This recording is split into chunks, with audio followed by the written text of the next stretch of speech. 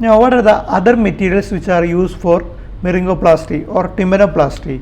The other materials used include cartilage, and the various cartilages used are the tragal cartilage, the congal cartilage, and the septal cartilage. The tragal and the congal cartilage are usually autografts, that is, they are taken from the same person, whereas the septal cartilage is usually the preserved septal cartilage. After septoplasty, there will be some cartilage left, right, or after doing an SMR, that septal cartilage will be preserved and that will be taken. So it is a allograft. Okay, and what else can be used? You can use the bovine dura, bovine pericardium. These are not used much but may be used. Fascia lata also, it could be an autograft, and venous graft can be used. Okay, so these are the various graft materials that are used. Okay, so these are the other graft materials. Now, apart from this, tragal perichondrium is also very commonly used. Okay, tragal perichondrium, and if you are getting the false fascia while dissecting, that also may be used. Okay, the fascia above the temporalis fascia is what is known as the false fascia, which is a little more thinner. That also may be used for the purpose of tympanoplasty. Now, what do you mean by this tympanoplasty? Tympanoplasty is the surgical technique in which the disease is eradicated from the middle ear, followed by there is a reconstruction of the hearing mechanism. And this tympanoplasty was divided into 5 types by Woolstein and Zollner. Okay, Woolstein and Zollner's classification divided into 5 types. This is the type 1, type 2, type 3, and you have the type 4 here, and this is the type 5. Okay, now what are these different types? Okay, in the type 1 tympanoplasty, the handle of malleus is normal. Okay, all the ossicles are intact. There is a perforation, that's all.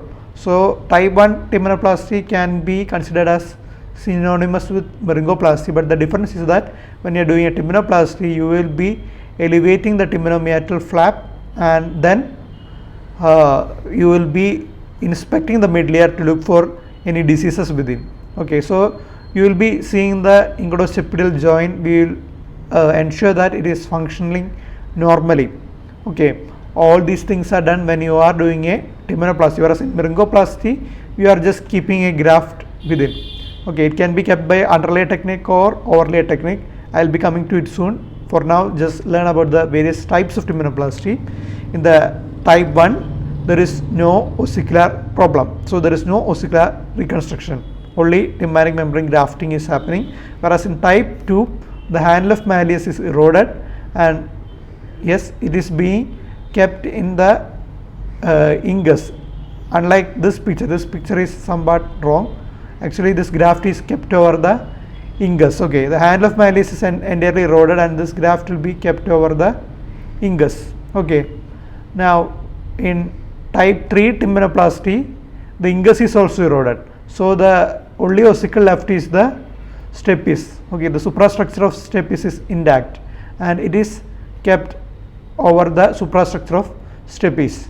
Okay, and that is what is known as type 3 tympanoplasty. It is also known as columella tympanoplasty. Okay, columella T-plasty. Whether it is kept on the head of stapes or on the footplate of stapes, it is type 3 tympanoplasty. Okay, type 4 tympanoplasty, unlike the popular misconception, it is not the tympanic membrane being kept over the footplate of stapes. Okay, that is not type 4 tympanoplasty. Type 4 tympanoplasty is cavum minor tympanoplasty. Okay, cavum minor tympanoplasty. This is actually wrong. Here the picture shows the graft kept over the footplate of stapes, right? So that is a wrong picture. ideally what is happening is the graft is kept over the round window. Okay, it is trying to shield the round window. Okay, so what happens is that when the graft is kept over the round window, the round window is getting shielded from the sound waves. So the sound wave does not reach both the oval window and round window simultaneously.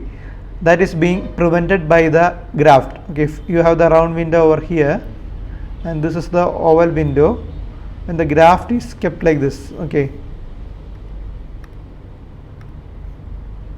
this is the graft.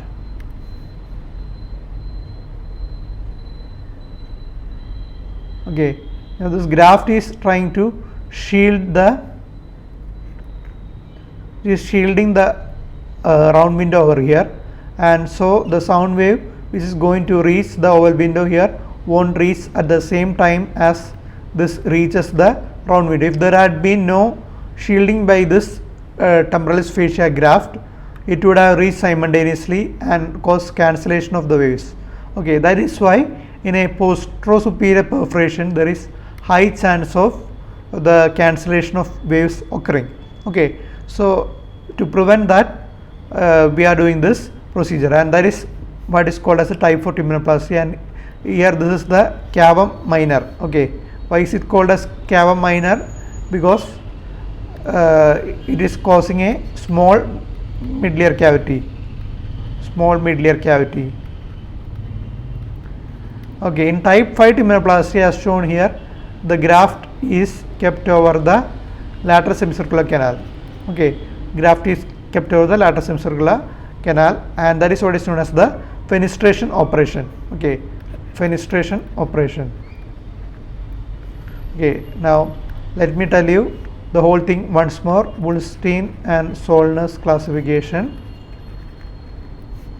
I deliberately kept that picture because you should not get confused. In many of the books the picture has been shown like that and it will confuse you. Okay, in the type 2 and the type 4 tympanoplasty has been drawn wrongly. Okay, in type 1 tympanoplasty the graft is directly kept over the handle of malleus. In type 2 the graft is kept over the ingus. Type 3 it is kept over the stapes suprastructure or even the staped foot plate, that is also type 3. Okay, in type 4 tympanoplasty what is being done is the graft is kept so as to protect the round window. Okay, it has to protect the round window. And why this is being done? Because if the round window is not protected, the oval window and round window will be simultaneously excited, and that will cause cancellation of waves. I told you one of the important things for proper hearing to take place is the phase differential between oval window and round window. For this phase differential to be maintained, you need the sound waves to reach at different time. Okay, and that is being done with the help of this cavum minor procedure called as type 4 T+T. Now you might have noticed that a patient who is having a perforation, when he is having discharge, that is when it is active, he might have noticed a hearing improvement. It is due to the same reason, because when there is discharge it will collect in the postero-inferior area, and that will actually shield the round window for the time being, and because of the shielding of the round window there will be a round window baffle effect. Okay, round window baffle effect. Okay, baffle means surprise. Okay, because at the time of discharge the patient's hearing is improving, and this is because of this round window baffle effect, the round window getting shielded. Okay, and that is what is called type 4 tympanoplasty. And then you have the type 5 tympanoplasty, where the surgery is done over the lateral semicircular canal to cause a fistula, and this is what is called fenestration operation. And this is no longer done, because when there is a fistula, what will happen? The fistula test will be positive and the patient will have vertigo. Unnecessarily we are causing a procedure which can result in vertigo, but this used to be done a lot, okay, during the time of Julius Lambert it used to be done, but nowadays it's not done. Okay, so these are the types of tympanoplasty. Now how will you do a tympanoplasty or a laryngoplasty? What are the basic steps? Okay, now first of all you put an incision like this, a posterior Williams incision is put, and then you harvest the temporalis fascia. The temporalis fascia is harvested from that area. Okay, this is how a temporalis fascia is harvested. To the same incision you can harvest it, and it is made thin. Okay, the fascia is made thin, and then what you do is you actually freshen the edges of the perforation. Okay, you freshen the edges of the perforation, and then after freshening the edges, what you do is you curate the undersurface of the perforation. Okay, because you have to remove anything that has gone to underneath to epithelialize the tympanic membrane. So that is also being done. This is how curating of the undersurface of the tympanic membrane perforation is done. Okay, and then what you do is you elevate the tympanomeatal flap like this. Okay, after putting the incision you will be elevating the tympanomeatal flap. Okay, tympanomeatal flap is elevated, and then the thin graft is kept underneath. Okay, the graft is kept underneath like this, and the tympanomeatal flap is again reintroduced. When you are elevating the entire tympanic membrane remnant along with the epithelium, okay, when the whole of the tympanic membrane remnant is elevated as you can see here, and then you are keeping the temporalis fascia graft, that is what is known as the underlay technique. Okay, that is called the underlay technique. And instead of doing this, if you are only elevating the epithelial layer of the tympanic membrane remnant along with the epithelial layer of the external aortic canal, and then you are keeping the tympanic membrane graft, that is the temporalis fascia graft, over the fibrous layer of the tympanic membrane remnant, and then you are replacing the epithelial layer. That is what is known as the overlay technique. Okay, so these are the two basic techniques. Underlay technique is much more simpler, and when you are doing an overlay technique you are replacing the epithelial layer. Okay, after elevating the epithelial layer, the temporalis fascia graft is kept over the fibrous layer of the tympanic membrane. Okay, so it is not whether it is being kept under the malleus handle or not. Okay, it is defined in terms of whether you are keeping it on the fibrous layer of the tympanic membrane remnant, or whether you are elevating the whole of the tympanic membrane remnant and keeping it underneath. Okay, so that's about the techniques. Now what do you see here? When you are doing a tympanoplasty, you will have to do an ossicular reconstruction, right? And how is this ossicular reconstruction is being done? This is done with the help of PORP and TORP. Now which is PORP and which is TORP? This is PORP and this is the TORP. What is the difference between them? PORP is partial ossicular replacement processes and TORP is total ossicular replacement processes. You can see the difference here. Okay, this thing will fit onto the ball, right? This is a socket like structure, and so this will fit only to the head of stapes, whereas this will fit onto the stapes foot plate. So this is the total ossicular replacement processes, and this is the partial ossicular replacement processes. Okay, now how will you classify the various types of tympanoplasty according to whether we are going to put a TORP or PORP? And the other classification was found to be inadequate because most of the time when you are doing a type 3 tympanoplasty, the mid layer will become very narrow because it is kept directly over the foot plate of stapes, right? So that is not enough. You will have to keep something like PORP or TORP, and some ossicular reconstruction has to take place. So in order to include that and Of course, there is a big problem with that classification. It is the handle of malleus which is said to be eroded in the type 2, but the most common erosion is taking place in the ingudosepidal joint area, right? And lenticular process of the ingus is the most commonly eroded part of the ossicle, followed by stapes. Okay, so ossicle eroded most common is lenticular processes of ingus, and this is followed by stapes. Okay, so it is in the head of the ingudosepidal joint area. You have a precarious blood supply, and that is the reason for this. Okay, and now when there is erosion of these areas, there should be a specific name, right? So that is why Austin came with the classification. Austin classification, the ingus is eroded in all types. Okay, and when the malleus and stapes are completely present, that is the type 1, then M plus S minus can occur, then you have the M minus S plus and M minus S minus. Okay, these are the 4 types of the Austin classification, and later it had been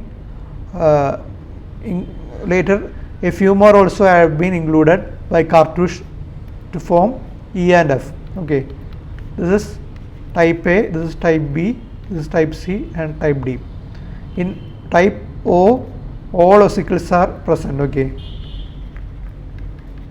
and E, when there is ossicular fixation other than stapes. F is stapes foot plate is fixed. Okay, because stapes foot plate is the most common foot part of ossicle to get fixed, that is separately included, and these 3 were added by Cartouche, and this classification became Austin Cartouche classification. Okay, Austin Cartouche classification. Now, what is the importance of this classification? Here you can know what exactly you are doing. Okay, in the other classification you won't get a proper idea of what the surgery was done by just saying it was a type 3 tympanoplasty, because even if you keep it over the stapes head or over the stapes foot plate, it is type 3 tympanoplasty as itself. Okay, so to have a proper idea, this classification was brought in, and here what is the difference?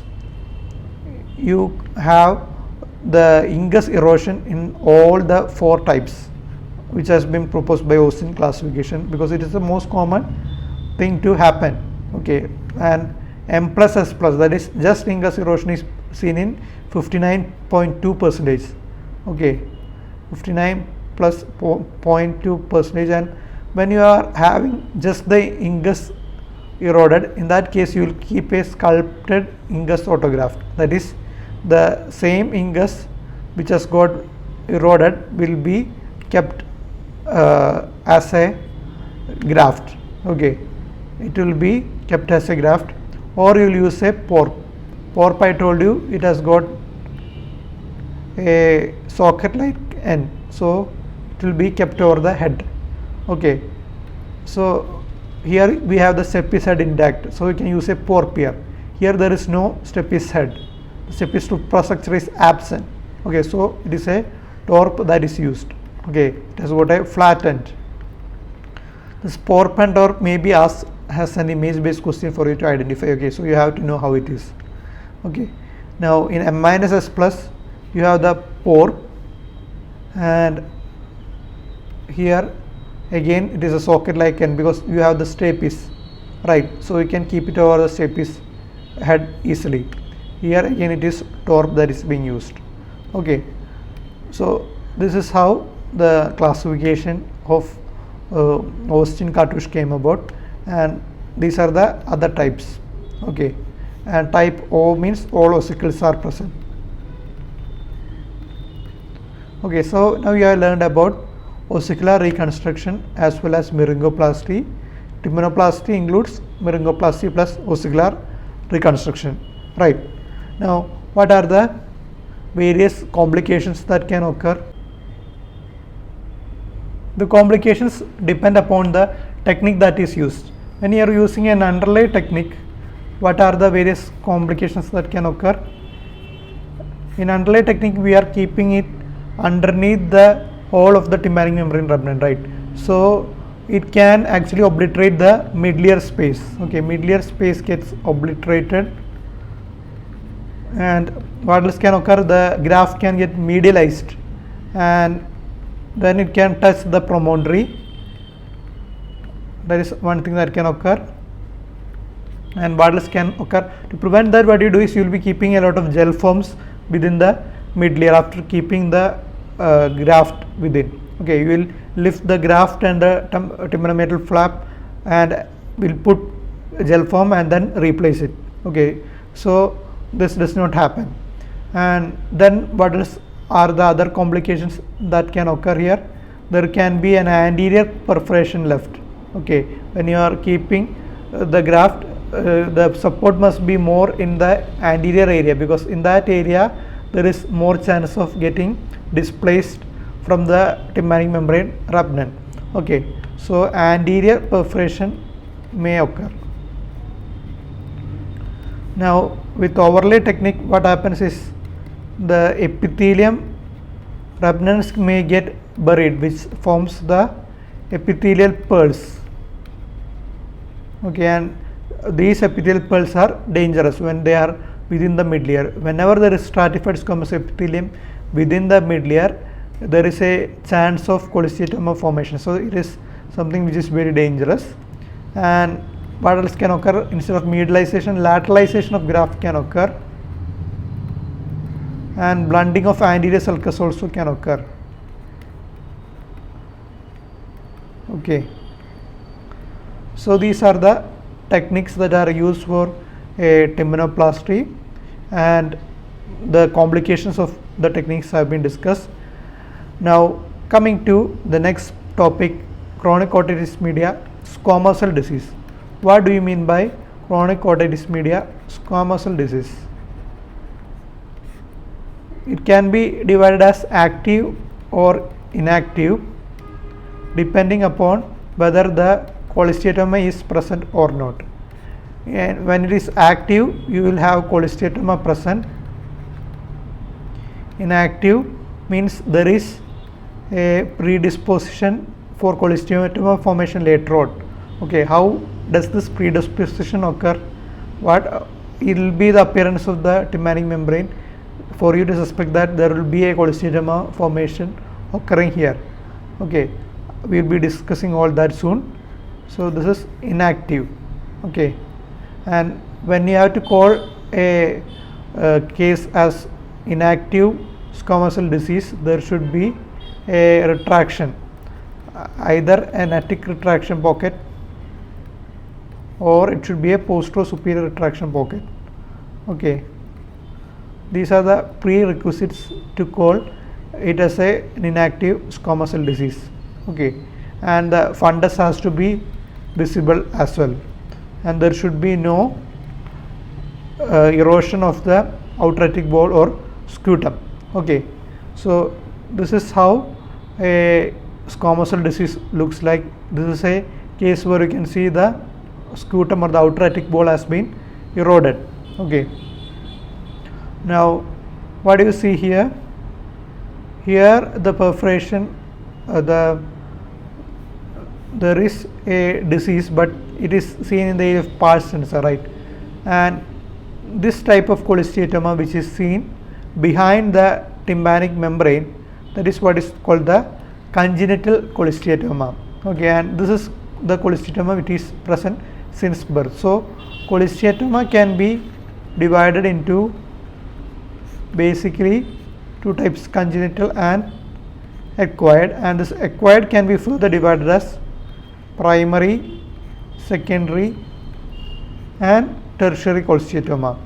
Okay, Now, what is this congenital cholesteatoma and what is this primary, secondary and tertiary cholesteatoma? Okay, now what do you see here? You can see there is a cholesteatoma in the pars flaccida and the outer attic wall has been eroded. The cholesteatoma is not visible in this picture, but the outer attic wall has been eroded, right? That is indicative of a pars flaccida cholesteatoma. Okay.